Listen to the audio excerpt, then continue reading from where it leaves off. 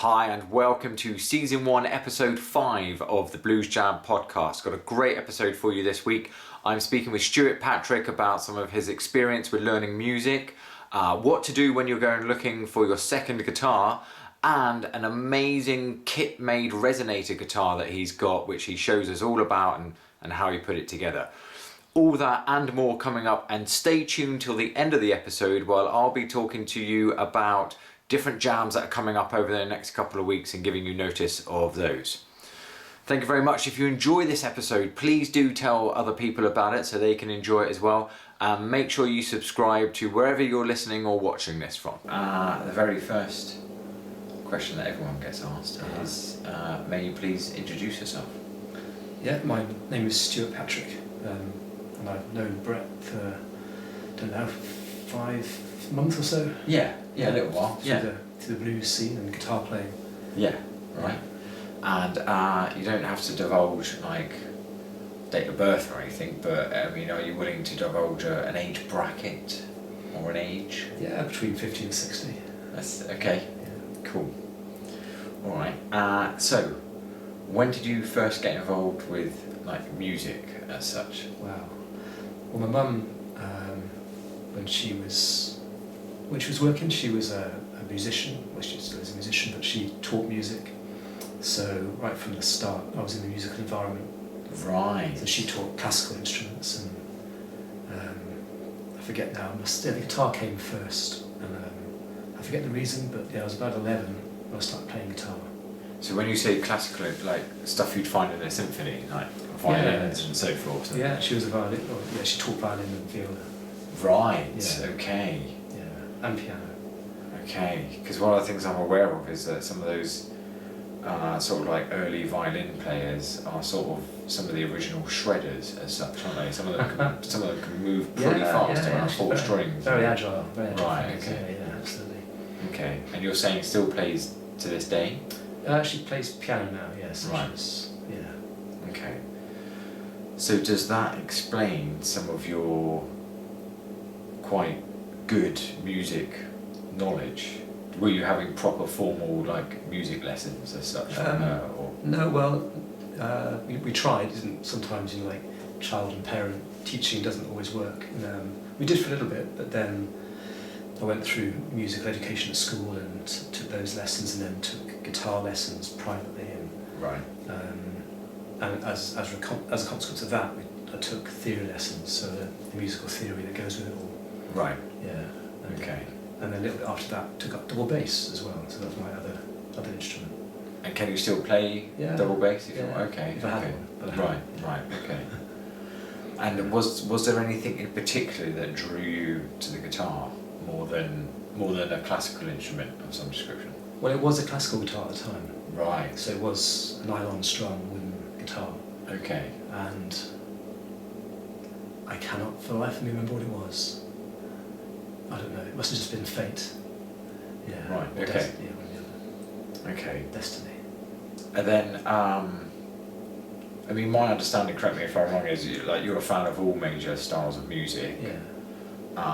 But looking specifically at the blues as such, Mm-hmm. was there something that drew you towards playing blues music? I think out of all the people that probably got closest to blues when I was getting into music and liking bands and such, probably J.J. Cale, probably in his style, which is a mixture of different genres, but predominantly based around that kind of progression in blues, to my understanding and to my view of it. So I'd say he probably was first, and then from that you start to notice other musicians doing similar stuff, and so it was him and Clapton and Knopfler as well. They were kind of bringing that into their music in some form or other, mixing around it. Yeah. So. The last thing I saw about Knopfler is that he's playing a lot of blues. Yeah. On a sort of Resonator guitar. Yeah, he does. Yeah. It's very good. Yeah. Crikey, he had a Resonator guitar on the front cover of a Dire Straits album, right? Brothers in Arms. Yeah. National. Yeah, okay. So you had music lessons at school. Mm-hmm. Are you? I mean, we're here in Bristol. Are you a Bristol lad? I am. Yeah. Right. Okay. Yeah, I was born in Bristol. Okay. Yeah. And did you go to school around Bristol way? Yes. Okay. Yeah. And what was there a point where did you start getting into bands and like playing gigs and so forth? Yeah. While I was still at school, I was actually remembering this the other day. There was a group of us got together. A band. The guy lived on a farm just outside of where I used to live, and we rehearsed there. And we did our first ever gig. Well, it wasn't my first ever gig. I don't know if it was theirs, but my first ever gig at what was called the Little Theatre in Bristol, which was next to what is now the Bristol Beacon, I believe it's called. Right. So that was a full-on thing, doing it all in front of our schoolmates and all the rest of it, and we finished with Smoke on the Water. That was our finishing piece. Classic piece. Yeah, it was good. Classic piece to do and get started with. Yeah. Okay. Right. And then did the bands continue from there? I mean, have you always been in a band since that, or some variation of a band? Well, yeah. So then I guess I got through music at school. I was playing double bass a lot then in orchestras and jazz bands and all different kind of ensembles and stuff. So I was always involved in groups of music. Right. So, but it wasn't until maybe, I don't know, in my 30s that I then got back into playing in bands, right, with the guitar, and that's when it all came back together again. Yeah. And during that time, were you were working, but like with nothing to do with music, or has there been a time when you've been earning your money purely from music? No, I taught, right, but okay. only as a sort of side hustle. Okay. But no, not as a career. No. Okay. No. Okay. So yeah, we first met at one of the blues jams in Wootton. Yeah. What's your experience of going to blues jams? I mean, that surely wasn't the first one. It was pretty obvious that wasn't the first. It was obvious that wasn't the first time you had played live in front of people. Right. But had you done blues jams before that? On and off, yeah, but not organised like that. So just more Right. sort of more casual basis. So there's that one in Wootton. There's, I guess you're going to talk about this anyway, but there's the ones around the Bristol area as well. Into those. So there's lots of experience, lots of places to go to. Okay. Yeah. And what do you get out of playing a blues jam? I like performing. I like playing. Well, fundamentally, I like playing the guitar. I like playing blues, but actually being up on stage and giving a performance to a crowd and seeing them react is such a wonderful experience. And so it makes people happy, which is good. Yeah. Nice. Yeah. Nice. And I think along with that, I mean, when you've got the desire of playing in a band, a formed band, which can be tricky, getting the people together, Right. getting them to stay together and getting times that are handy for everyone to rehearse. But then these jams allow people to come together and spontaneously come together and make music. And it's just such an amazing experience to be in that mix of people. And it all comes together so well most of the time. It all comes together so well, and it's just a real thrill to be in the presence of those sorts of people. Yeah, you kind of make an impromptu band in that moment. Absolutely. Yeah. So there's no need to go through all the hassle of making a real band, a formal band. Yeah. Which has its pros and cons, because you get a spontaneity that you may not get. And at the same time you also get like, what are we doing? I don't know, what are you doing? Absolutely, yeah. You just got to jump in and do it. Yeah.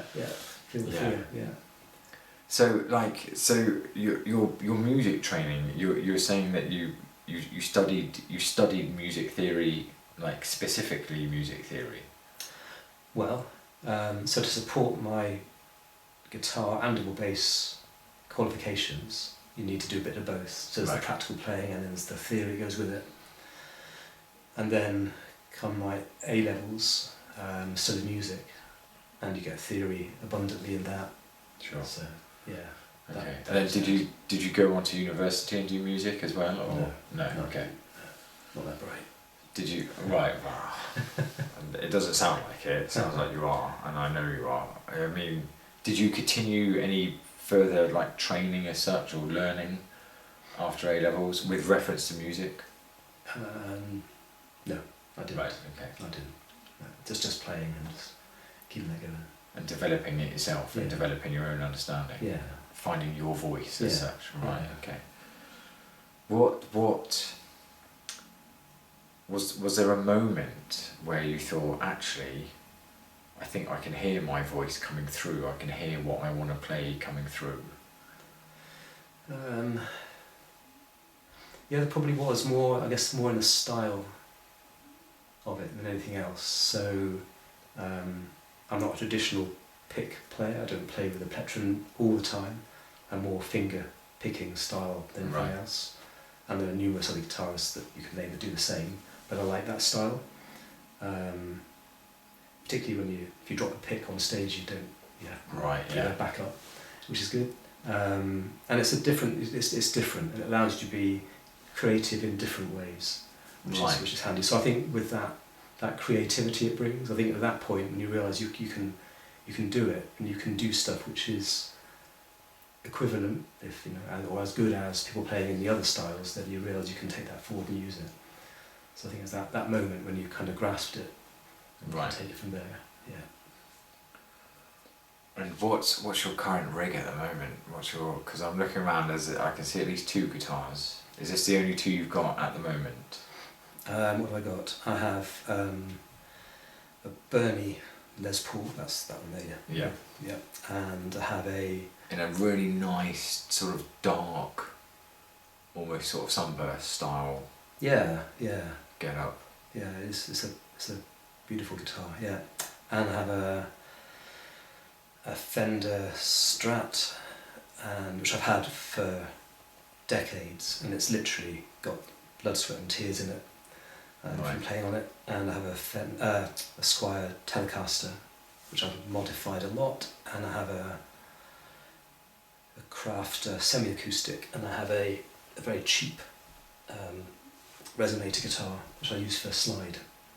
Are you willing to show us any of these? What do you want to see? Maybe the Resonator, actually. Resonator, yeah, sure. Yeah, that would be the first time we've seen a Resonator on here so far. Alright, yeah. So, this is the Resonator guitar. It's actually a kit guitar bought off the internet. So they send you it in pieces and you assemble it. Right. And I bought it with the actual intent of, I didn't really care how the action was in terms of the height of the strings off the fretboard, because having it slightly higher than you'd want lends itself to slide guitar. Right. So that the slide doesn't then hit on the actual metal frets. Right. And it sounds pretty good. And that's completely unplugged, isn't That's it? unplugged. Just as it is. Yeah. So Nice. in here there's what they have called a cone, and you can get ones with 3 cones and what have you. These one had 1 cone. It can be amplified, but it isn't right now. No. And it's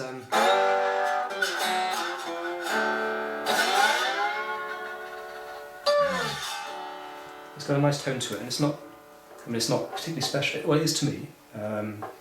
I imagine if it was deeper, it would have a different sound, and all those things, But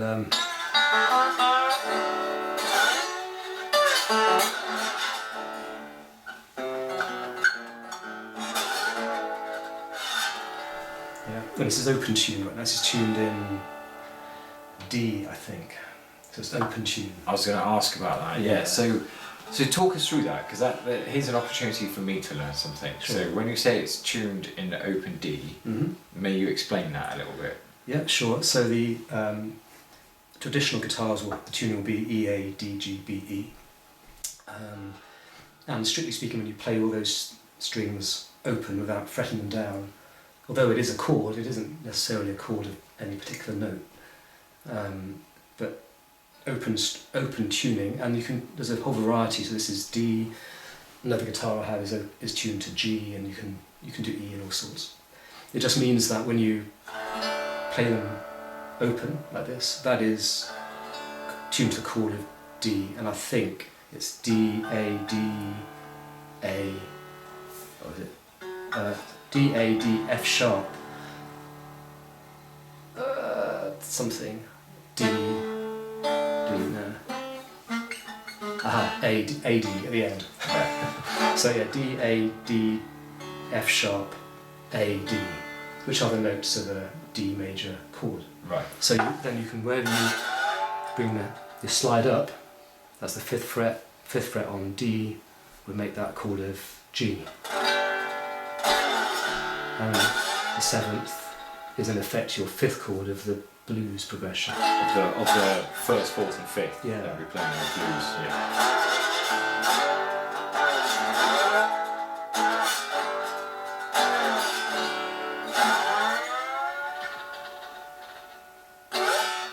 Hence why you can finish on the 12, because you're going back to the 1 but an octave up. Yeah, yeah, right, spot on, yeah.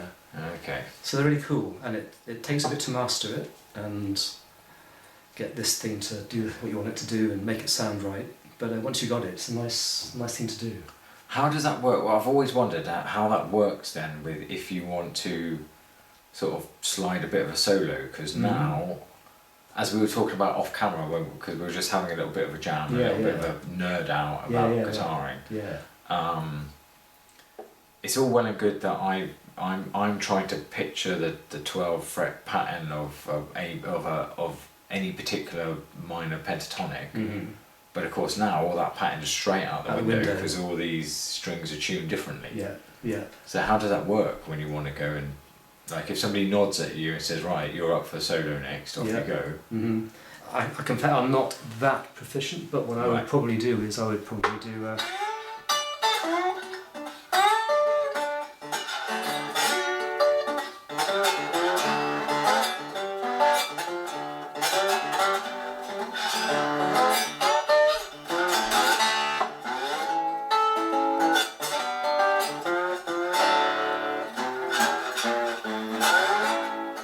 so that soloing was just purely in the positions of those chords, right? More or less. Right. So I was just up here I was just keeping that kind of stuff, not anything fancy, and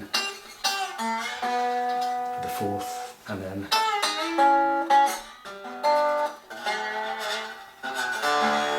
yeah, I'm not sure. That just sounds right there. Yeah. But I'm sure there are. Well, there are. You can see them on YouTube and people whizzing around with these things doing all sorts of fancy stuff. I haven't got there yet. Right, but I mean, is that something that you want to develop and grow your understanding of? I would like to, yeah, and I'm dwelling on getting a cheap electric guitar, a solid body, right, where I can just do that sort of stuff and raise the action. Raise the action up, okay. Who really cares, and make sure it's all in tune. But yeah, that's the plan. Okay, and does that, having it tuned to D, does that restrict you to only playing songs in the key of D, or do you have to, or could you shift your idea of it all to then play it in a different key? Yeah, you could. So that would mean, so if this is D, that would mean on the third fret, for example, is F. Right. So then you and that's your first chord, and then you shift it all up by that, and that. And then your fourth and fifth, and then back to your first. Okay, yeah. Or you can bang a capo on, a very tight one to get the action down. But yeah, you can do that too. Yeah. Or you just have lots of guitars. One for each key. One for each key, exactly. Yeah. Oh yeah, because what we definitely need is more kit that we have to carry to these jams. Absolutely. When the bloody harmonica players turn up with just a tiny little bag, and you're like, all right, good for you. Yeah. And I'm just like, yeah, wait, I'll just get my guitar, and then I'll go get the amp, and some of you lot are like, you're right, then I'll get the effects pedal unit. There's a power socket. And Yeah, and they're just like, oh, just use one of those mics that we find, give it in. Brilliant. Okay. Yeah, so that's a Resonator, and they're good. Yeah, that's lovely. And when you say it came in kit form, I mean, how much kit are we talking about? Did you have to screw on this silver panel? And let's look at it here. So the neck was one piece. Right. The tuning pegs were not in. They're all separate. The strings obviously weren't. In fact, the strings that came with it weren't long enough. Another story. Wow. It's another story. The neck was separate, the body was separate, all the metal pieces that you see were separate, everything. So it was just a wooden shell. Right. And a piece came with it, right? But you just had to put them in and assemble it. Which is good fun. Including like putting in the electrics? Absolutely. Right, okay. Yeah. Are you? And you said the Squire telly you modded. Yeah. Did you do that yourself, or did you get it done? I did it myself. Yeah. You did it yourself. Yeah, I've modded the body. Physically changed the body to it too as well. Kind of sanded it down and given it a belly cut and everything. Okay. And what are some of the mod? I mean, do you want to show us some of the mods you've done, or is it? I'll show you that one if you want. It's just right here. Oh right, yeah, definitely, yeah. Go on then. I thought it was over there with the other stash. No. Let's see. You can edit my arse out afterwards. That's cool. Right. So there's going to be very little editing. Really? Okay. This is the Blues Jam podcast, just like a jam, Right. Okay. including playing in the wrong key and everything. Not that I do that much. Right. So this is the. That's even. I'll show you a little editing we can pull that a little bit closer as we're filming. So this is the Telecaster. This is kept down in G. Okay. So it was originally, like it was orange, orange laminate and punky style on it. I've always wanted a Telecaster with a belly cut, like the Telecasters have, and the belly cut is this here. Yeah, there, right, okay. Yeah. So I basically took a sander to it, sanded off all the paintwork and stuff. I really love that in the wood grain. Right. I love it. That looks gorgeous. It's cool, right? And I was amazed. I'm no craftsman, but I basically mirrored this against my Strat and just matched points on it, and then just hacked away and smoothed it down and everything. So yeah, it's cool. And you got a pretty funky neck pickup in. Okay. Yeah, so that had the typical. So you can see it on the camera there. It originally had the typical single coil pickup right there, but where was it now? On my Strat, I put a new. Had I at that point done it? I think I put a new set of pickups on my Strat, and one of them was a humbucker, and I really liked the sound of that. And or was the other way around? I can't remember. Anyway, I came across this on the internet. I thought, well, as I've got it in pieces, and hadn't assembled it yet, I'll buy one of these, fit it in. And the sound's lush on that. It's a lovely, lovely sound.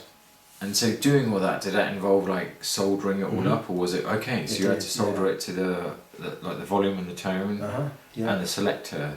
Yeah, I did mess up slightly on it. The wiring was all there, but I just shorted it on down here. And I had to get a proper guitar person to have a look at it, and he fixed it. But no, apart from that, it was all good. And I love that you've taken the pick guard off it as well. That's sweet, isn't it? Yeah, it looks really, really nice. Yeah. And what have you got on that? A 3-way selector or a 5-way? Just 3. Yeah. Right, okay.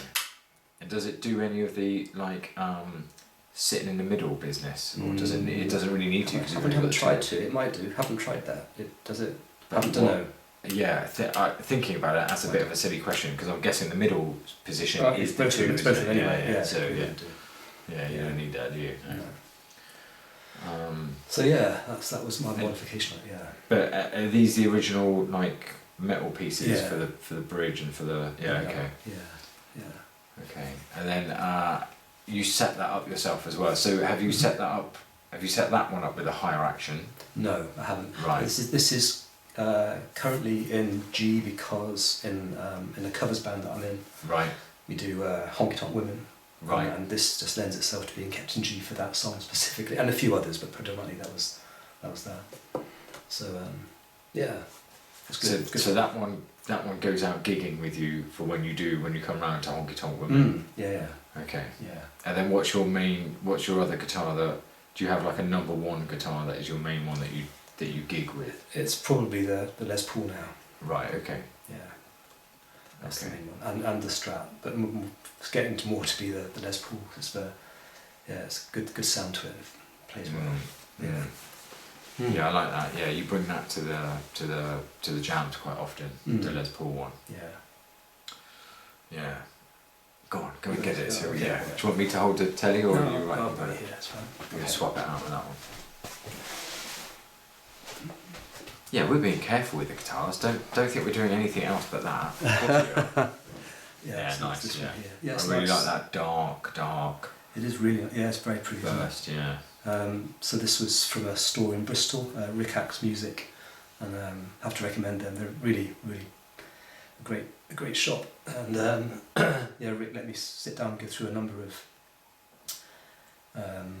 Les Paul copies and styles until I found the one I liked, and playing it through my own rig in the shop. Right. And he brought this one out, and before I even played it, I'd fallen in love with it. But the sound is genuinely really nice. I like it. Just what I was looking for. And have you modded that in any way? Nope.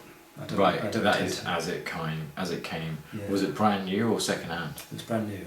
Nice. Okay. Yeah. So any wear marks on it now are your wear All marks? mine. All mine. Yeah. Anything in it is yours. Yeah. The sweat is mine.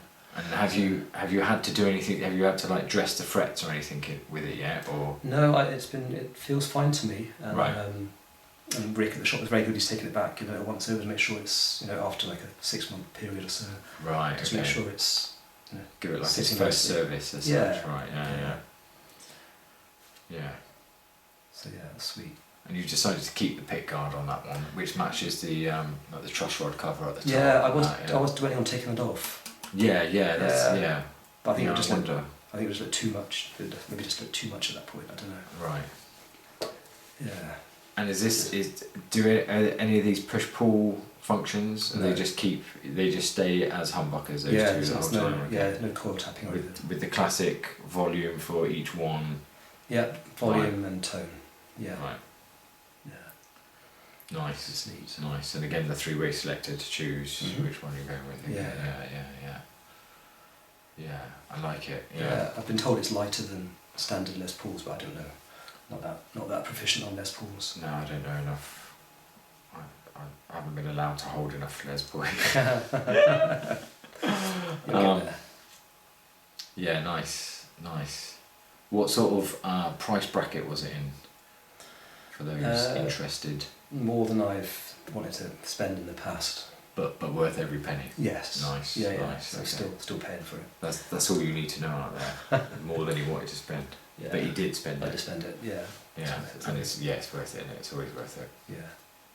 I mean, okay. So tips then right now, as we're talking about kit. Mm-hmm. Let's say there's somebody watching this who's interested in learning to play the guitar, learning to play blues. Right. Because we happen to be talking to a guitarist. What does somebody need to look for in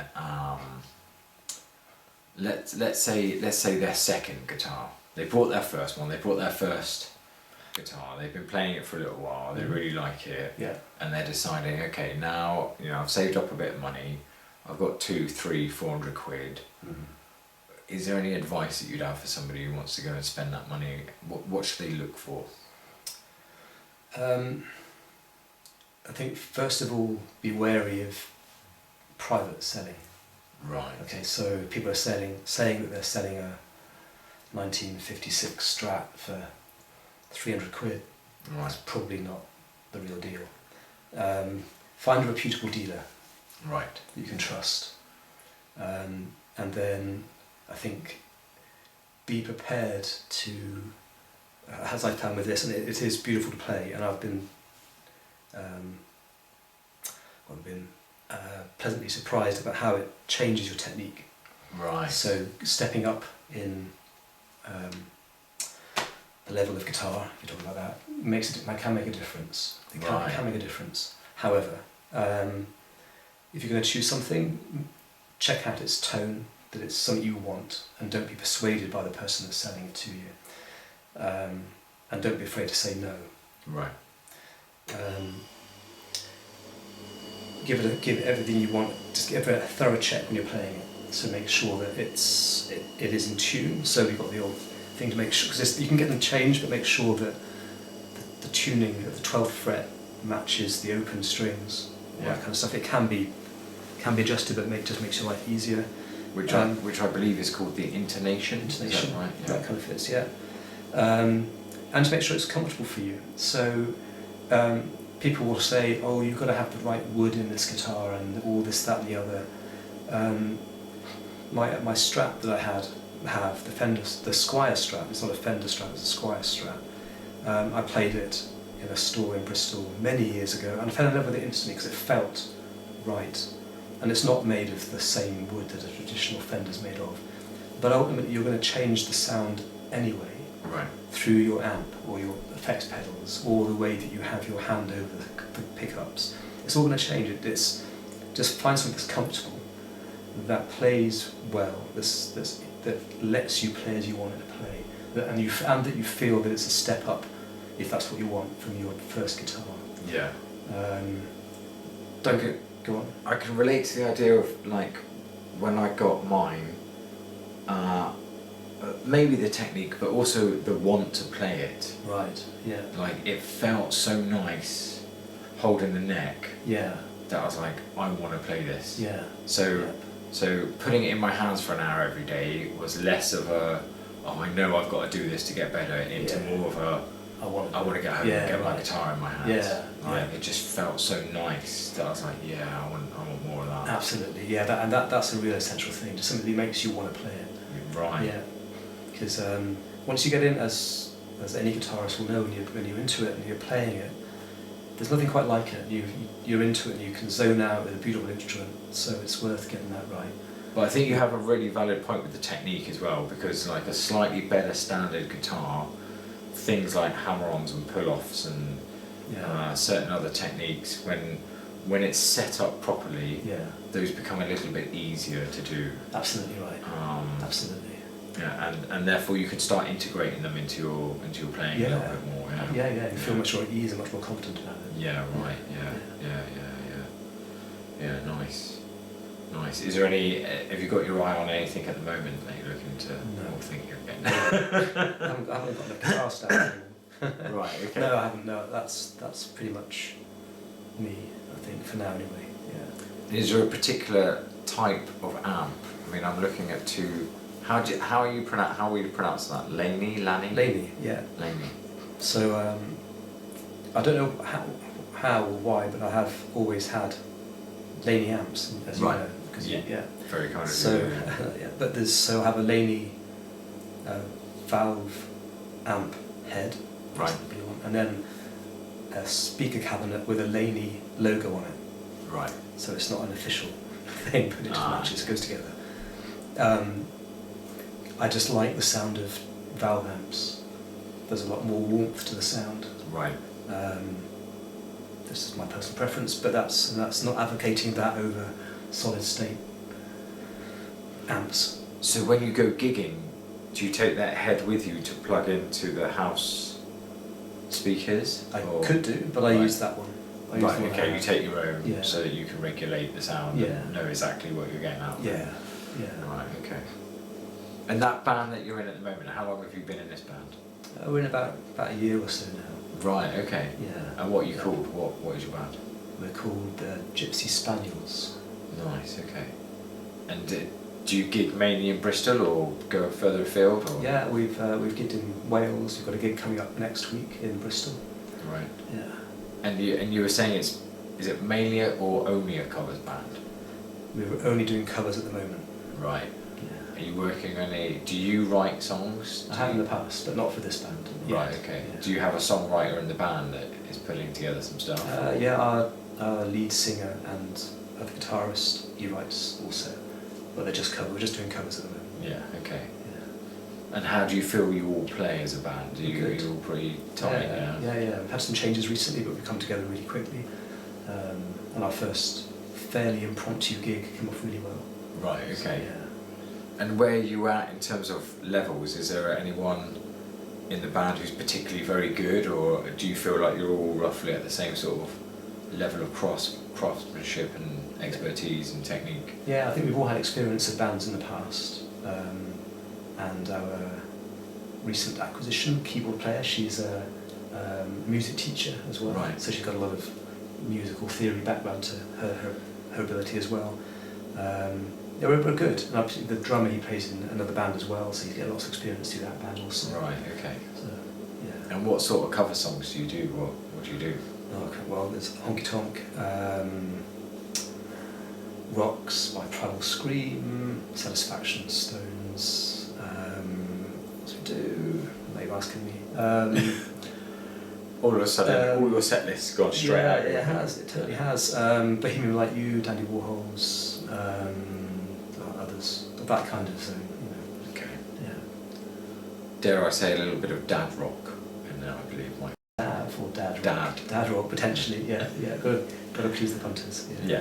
Yeah, I mean, real good classic crowd pleasing in a pub Saturday night. Yeah, okay. That kind of stuff. Yeah. Nice. Yeah, because I think I've like called or something before, and you're like, no, I can't do anything that night. We've got band practice. Is there a regular night of the week you practice? One night a week. Yeah. Right. Okay. Yeah. And is that a matter of hiring a hall, or do you go and annoy somebody's neighbours at somebody's house, or? Yeah, we just go to pitch up in the middle of a field somewhere. No, there's a school we go to, and they have like a music department. We rehearse in that. Nice. Yeah. Nice. Okay. Cool. So where? So that's what you're doing right now. Mm-hmm. So you've got all this years. So you've got so many years of experience of bands, and including now the covers band that you're in. Mm-hmm. I've never really seen you get phased at a blues jam. Like, it doesn't matter what somebody's suggesting or what's going on. You seem pretty on top of whatever it is that's coming up. Right. What plans have you got for the future? What are you looking at musically, in terms of what you're doing with your music? Yeah, obviously international rock stardom is just on the horizon. Clearly. Yeah. So that's keep your eyes out. Yeah, obviously. But until then, definitely going to keep going with the blues jamming. I love it. It's right. The spontaneity of it all, and such good fun. We've got next week. We've got like a formation of a one night stand blues band, haven't we? Right. Yeah, Yes. Which we're doing. Yeah, which sounds cool. And that's as a result, actually, isn't it, of this blues jamming circuit that's going on around the area, which is cool. And I'm secretly hoping that might just take off and form itself as a band. Who knows? But I think Rob's in enough bands. He is. Yeah. I don't know. Yeah. We'll see. Anyway,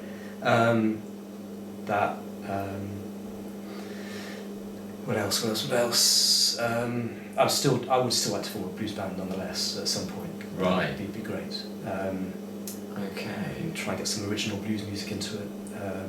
That could be a goer. And what else? Yeah, try not to buy any more guitars. Is it tempting? Oh, it's always. You know it's tempting, right? Well, yes and no. I mean, I've yet to start really getting that bug. I mean, in terms of, I can see, like the three we've looked at, I can see the difference between the three and why you'd have them. Right. I'm not, at the moment, she does everything I need her to do. That's cool. So, at the moment, there's nothing making me think I need a different guitar for a different sound. I'm not good enough at the moment to feel that, like, oh well, if I want to play this song, it needs a different sound than what I can get out of that. Right. I mean, I'm you know, at the moment I'm just trying to make the sound with my fingers, let alone worried about what pickups it's got or what wood it's made out of. Yeah, right. But I can definitely, even I can hear what you're getting out of the Resonator is very, very different than what you get out of the Les Paul. Absolutely. And what you get out of that is going to be very different to what you know, irrespective of how you tune the telly. Yeah. That's going to be the classic tinny, thin telly sound, and that's going to be the warm, thick Les Paul sound. At the moment I'm far away from worrying about the tone of it, and more, am I in the right key? Am I hitting the riff right? Let alone, but I can see it. I can see why one might want something with some single coil pickups and something with some humbucker pickups to get those two different sounds. I keep looking over that. I really do like that. The telly. Like the naked telly. Yeah. Without any paint on it. I think it looks really great, and you don't often see. Although Matey had a naked Strat the other day, didn't it? Who was it who had one of those? The Blues Jam. Yeah. Somebody had one of those. It was just a wood Strat. Yeah, wasn't it? Yeah, and I thought, ooh, that looks looks quite nice. Well, a Strat with the humbucker and single coil one there could be your next. So that's everything covered. Yeah, it's right. fine. Yeah, and you could get naked wood one. Sand it off. Be sweet. Yeah. Sorted. Yeah. Christmas presents. Right, there you go. No, God, no. I barely have room for her at the moment. She's fine. She's fine. What is your string routine like in terms of how often you change strings? Yeah, well, I think when they break, that's a sign. Right. Yeah. And I'm getting hesitant now because all of my electric guitars had the strings changed about the same time. Right. Well, actually, this one didn't. This is the same ones they're born with. They've been on there probably for about 7 or 8 months, and I really should change them. I'm going to change them after the gig next week. Right. Yeah, I'm not going to do them before then. I'm going to do them after that. Right. Yeah. And for any people relatively new to playing guitar, why do you not want to change the strings before the gig? Well, for me right now, they are. We had a rehearsal last week, and it was particularly good. Right. I mean, it's just superstition, but I think the strings, from my playing point of view, are at their point where just at that moment when they are right. Right. Okay. I think that's my belief. I might be wrong. I mean, go on. Yeah, but I have no issue. If I changed them today, it wouldn't be a problem. Right. They would, by the time of the gig, they would stay in tune, and I don't have a problem with that.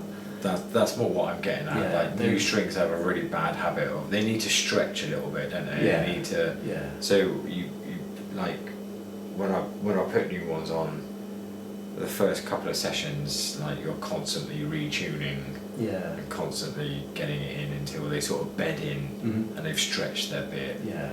I mean, there's all these urban myths about like Edward Van Halen would boil his strings, so they expanded. Oh right. And then somebody explained no, it was nothing to do with that. He felt he got a better tone out of them if he boiled the strings beforehand. Yeah, I know. Yeah, there's all kinds of there's all manner of. But interesting you say about 7-8 months. I thought I read somewhere, and maybe I'm wrong, that it should be about every 100 hours or every 3 months. Oh really? Yeah. Is that for the manufacturers of the strings saying that? Yeah, there is that possibility, right? I get that. I do get that. Like here at Ernie Ball, we suggest every 2 weeks. You go, what? Really? Not every 2 weeks. I'm joking. I'm making a joke about the idea that they are making sure they sell more strings. Okay. And you did you do this? Did you do the setup on the Les Paul? Because you put the resonator together yourself. You've modded the telly, but you bought the Les Paul and have kept it as it is. But did you do the setup on it? Did you set up the action or anything? No. Did you get the shop to do it? It was already done, was it? Right. Okay. Okay. Yeah. So they're good. And how would you describe the action on that one? Quite. Close. Again, okay. So if you're just in case, if you're a complete beginner, the action is the distance from the string to the fret. Yeah. So looking at it that way on, where you got the string and how close it is to the top of the fretboard.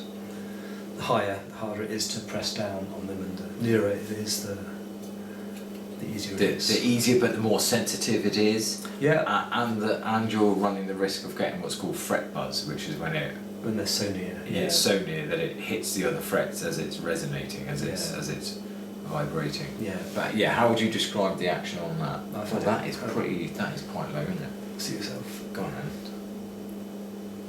Oh yeah, it is. Oh yeah, okay. It's got some weight to it. Yeah. If you pick her up, you'll see the difference.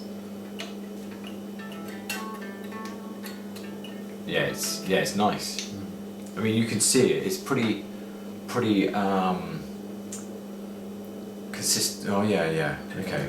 Yeah, it's a little bit higher, like it should be down this end, down the bridge end. Yeah, that's nice though. That is nicely set up. And is it sort of following the curve of the? It's quite flat necked. Do you know the radius on it? Nope, I don't. It's that round. It's as round as this. It's this round. Okay, yeah, and you've got the like the lacquered back on the. Is that a one piece? Is that coming all the way through? I think it is, from what I've heard. Nice, okay, so yeah, because it's not a bolt one, is it? It's not bolted on. No. That is nice. Yeah, but I'm not sure. I mean, yeah, this is your number one. How does it feel? How long are you still on stage with that strapped to you? Yeah, I don't find, once you're playing, you don't kind of notice it, strangely Right. enough. But it's just the endorphins of the gig and stuff, you know, overcome that. But it's... And the scream, and the thousands and thousands of screaming fans. Absolutely. Yeah, I mean, that That makes a big difference. negates all It that does, yeah. straight away. It does. But it's all right, is it? Oh yeah, no, I love Yeah. it. Exactly, yeah, it's wonderful. It really is wonderful. And it's, been quite a game changer. Right. Yeah. And how long ago did you get that one? About... Did you say, sorry? About 7 or 8 months ago. Wow, super new then. Yeah. So just before coming to the... Yeah, pretty much. To the Wootton one? Yeah. Okay. Yeah, it was late last year. Wow, yeah, so she is really new, okay. Yeah. And do you feel you've already connected? Is it like, was there a moment after getting her, like, and can you remember when it was where you felt, yeah, no, I've connected with this guitar, this is Yeah, I think it this was is the one. probably after a few rehearsals when previously I was using my Strat for all of this, well, all but a few songs, and I introduced this into a number of the songs which were more rocky. Right. And I found it had the ability to do that, and a little bit of overlap, because you can change the tone a little bit to make it a bit thinner, like the Strats would be. So, but then then the versatility of it came through, and it's and that with the differences that a Les Paul style guitar brings, which is that the necks are. I measured it this morning. The neck is actually the same length as a Strat neck, but you get more frets in it. Right. You Okay. get an extra fret or two, which means that the frets themselves are slightly smaller. Right. Which, in theory, if you have really agile fingers, which I don't have, you can play quicker if you want that sort of thing. And it also means tone bending isn't so hard, or you can make it even with thicker strings, which this has. Right. You can make you can achieve tone bending easier because the frets are closer together, so the notes change with more ease. Okay. Okay. So what gauge strings have you got on that one then? These are tens. Right. Okay. So when guitarists talk about string gauge, we use a 9 or a 10 or an 8 or whatever it might be, and that refers to the thickness of the top E string, the thin one. And then from that, you can usually tell what the rest of them are, because there's a kind of standard to them, isn't Yeah, there? pretty much they is. go through. Yeah. Although I was reading about Robert Cray, famous blues guitarist. Right. And he actually has a mixture of different gauge strings on his Like guitar. a hybrid. Yeah. Right. Okay. So maybe he wants, because of his different finger strengths, I don't know what he does, what his reasons for it or didn't. I mean, he's a very, very acute guitarist. And he's very particular. I haven't got that. He's the only person I know that does that. I'm not got to that level at all. Well, again, that's when you're talking about people who their ability is so high that they can request they can feel the difference and hear and feel what difference it makes to their own playing. Definitely. Again, I'm nowhere near that, so that's the strings it came with. So you've never tried it with any other string. Do you have any other different gauge strings on any of the other guitars? Yeah, apart from the Resonator, I think there's 11s or 12s, because they thicker strings work quite well with slide. With the slide, right. The two Squire guitars are both super slinkers, I think they're 9s. Right. Okay. But I'm thinking about, because I like the feel of the 10s now. Right, okay. Now I've got them, I'm thinking about putting 10s on at least one or other of them. Right, okay. Which will be interesting, because that will then put more tension on the neck, so to get it set up again, to make sure the neck doesn't bow. Yeah. And it will, because the frets are slightly wider, it will require a bit more strength to achieve the same bends that I would have done on the 9s. Right. String fetish talk. Yeah, well, we are here to get into the weeds a little bit. Yeah, right. But we don't want to lose any beginners, but we also want to, if you're already into this gear and you kind of know what we're talking about, then you'll know what we're talking about, and you'll know that even that difference from 9 to 10, or from 9 down to 8, or from 10 to 11, or 10 down to 9, that can make, like you say, like you say, it changes the tension, which then will have an impact on how it's pulling on the neck. The neck, yeah. So and correct me if I'm wrong, that's when you may or may not need to affect the truss rod and just sort of... But don't do that if you don't know what you're doing. Yeah, but just for those who don't know what it is, so running down, because guitars that are strung with steel strings have more tension than guitars strung with nylon strings. What they found, probably quite dramatically, was that putting steel strings on a nylon strung neck had disastrous results. So they put literally a rod running down the length inside the neck. Like a metal rod to reinforce the strength of the neck. Absolutely, and it can be turned. There's adjustments at either end of the neck. With an Allen key you can adjust it, but you need someone who's got experience in it. And I've never done that. And it's not a massive turn either, is it? From what I understand, it's like tiny incremental tweaks. And that in turn, because it affects the angle, will affect the action and so on. So there's all sorts of, like you say, setup work that needs to be done by somebody who knows. Because as soon as you start changing the angle of the neck, then you've got to change possibly the position of the saddles and so on and so forth. And then that affects your intonation again. So then you need to go through that process of. And they'll a good guitar engineer will do that. They'll know all that sort of stuff. A good guitar tech will have that down. Absolutely. I often wonder about how, because I've seen him a few times in different Brian May interviews. Brian's tech, like what a job that is. Yeah, I know. What responsibility. Exactly. That one of a kind handmade guitar that is the stuff of absolute legends. Here, sort that out. God, no, I don't want to touch that. Thank you. No. You know when we said don't ever break the neck on that guitar? Well, I mean, it's bad enough for Steve Vai's tech, but at least, I mean, he's got, from what I understand, he's got a couple of gems that are his absolute go-to guitars. But you can still see when he plays on stage, he plays with a couple of the new Mia things that Pia guitars that he's developed, which is the follow-on from the Gem in the Ibanez range. So, I mean, crikey, if one of his techs was to break one of those, and you kind of get the feel that, I'll just pick up another one. But somebody broke Big Red Special, crikey, I don't know what would happen. It's both priceless and worthless at the same time, that guitar. But we are getting into geek talk when we're talking about adjusting the truss rod.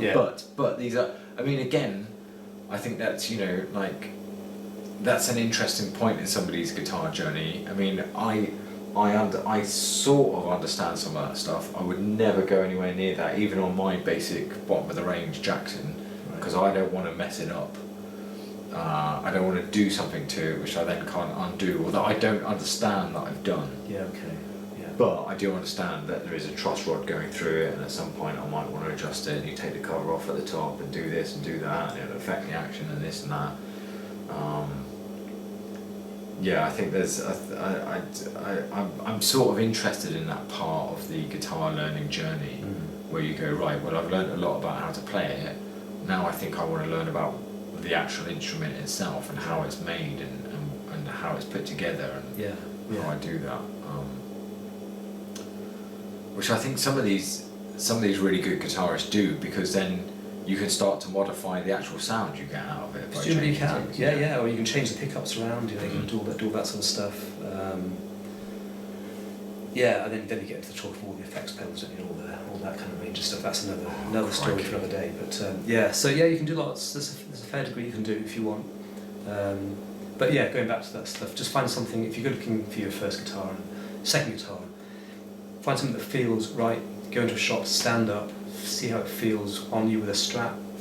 Get them to give you a strap, put it on, see how it feels. Walk around with it, and just feel how it's comfortable on you, and then just make sure it feels right on your fingers. And like you said, it's going to make you want to play it. I think that's important. And I think you're really right as well about that step up will affect technique as well. You might suddenly be able to do something, or even feel like you can do something. I think there's something about that. There's the psychology of looking down and seeing a nicer guitar. And going, right, I really want to work harder now to make this do something. True. All right. Well, Stu, thank you Thank you. We had a nice little jam earlier. Yeah, we did. That was good. And this has been very informative. And I would like you to come back at some point as well and keep us informed. And do keep us informed about gigs with your band that's playing as well. Yeah, okay, we'll do that. So that we can let people know, and if they're in the area, they can go and check out your band. Great. And have a listen. Great one. Nice one. The Gypsy Spaniels. Spaniels. Nice. Nice. Where did that come from? Do you know? Or did you just pluck it out of the ether? It was there as the band was forming. And then, Right. Yeah. Nice. All right. Stu, thank you very much. Nice one. Say goodbye to everyone. Bye everyone. That was great to hear from Stuart, and I hope you enjoyed that episode. Really insightful information about moving up to your second guitar and some things to think about when going out looking for those. Right, now, some information about jams coming up in the next couple of weeks. I've got my spreadsheet here because I'm that organised. So, coming up on the 9th, we've got the Crediton Blues Jam in Crediton, Devon. That's at the Red Deer. That's the second Sunday of every month, 7 p.m. till 10 p.m. So according to my calculations, that should be coming up on the 9th of June. We got a jam on at the Cricketers in Southampton. That's every other Tuesday from 9 p.m. onwards. And again, according to my calculations, if I'm right, that's the 11th of June coming up for that one. We got the Colin Staples Blues Jam at the Navigation Inn at Castle Lock, Nottingham. That's 9 p.m. That's every Wednesday. So again, if you're only just listening to this right now, you may or may not miss that one. But remember, that's every Wednesday. So get to that one if you're in the Nottingham area. We've got the Great British Blues Jam, which is at the Temple of Arts and Music, which is inside the Mercato Metropolitano. I'm probably not saying that right, but either way, it's at 42 Newington Causeway, SE160R in London. That's every Saturday from 3:30 p.m. onwards. We got the Magic Garden Blues Jam at 231 Battersea Road, London. That's SW114LG. That's the second Thursday of every month. So according to my calculations, that should be the 13th of June. We got the Blues Jam at Queensway at 105 to 111 Queensway, Bletchley, Milton Keynes. That's this coming Wednesday. That's this Wednesday. So that might well be on and running if you're listening to this. But of course, be aware the next Wednesday that's on is the 10th of July. And then the South Coast Blues Jam, which is at the Factory Live, 9A Ivy Arch Road, Worthing, BN14 8BX. That's the third Sunday of each month, 2 p.m. till 5 p.m. on the, so again, according to my calculations, the 16th of June is the next one of those. This is not an exhaustive list by any means. If you're running a jam that I'm not talking about, please do let me know. Please be aware that I'm only sort of highlighting jams that are happening over the next couple of weeks. There are more jams on my list, but they're not happening for a little while, so I'm not going to talk about them just yet. And I might repeat some of these that are going to be on again over the next week when I do the next episode. But please do let me know about jams that are going on. I want to tell everybody and promote every jam that I can, because blues jams are amazing and they are a great way for you to go in. If you're thinking about going to one and you don't think you're good enough at playing, I'm not either, so just go. It's a great way to learn. Everybody's really friendly, really supportive. You don't have to be Eric Clapton. You just need some enthusiasm to get up and play and do your best. And I was really, really amazed at how helpful people were and how much it's improved my playing. So I would definitely advise getting to a blues jam and giving it a go. Right, see you all next week. If you like what you've heard, please subscribe. See you later. Bye-bye.